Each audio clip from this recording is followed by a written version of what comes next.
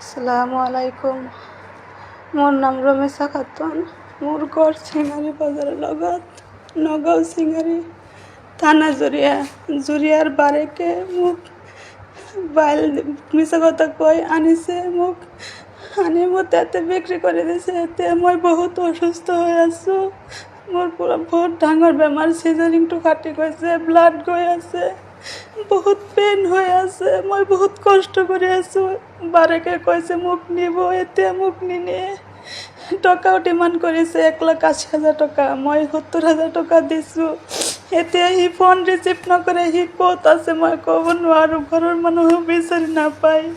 বাৰকৰ লগত আৰু মানুহ জড়িত আছে, ইলিয়াছ নামৰ এটা ল'ৰা আছে আৰু এটা।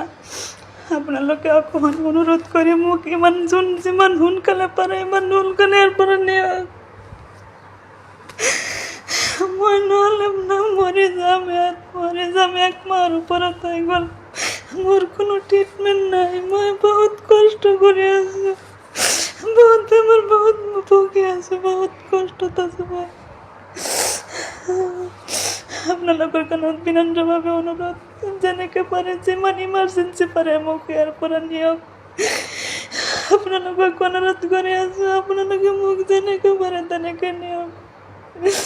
অনুৰোধ কৰি আছোঁ। মই আৰু সহ্য কৰিব নোৱাৰিছোঁ। গোটেইটো দিন ৰাতি মই বিষ বেদনাত মই আছোঁ। মই সহ্য কৰিব নোৱাৰোঁ। কিমান আৰু ট্ৰিটমেণ্ট নাই, একো নাই, কি কৰিম।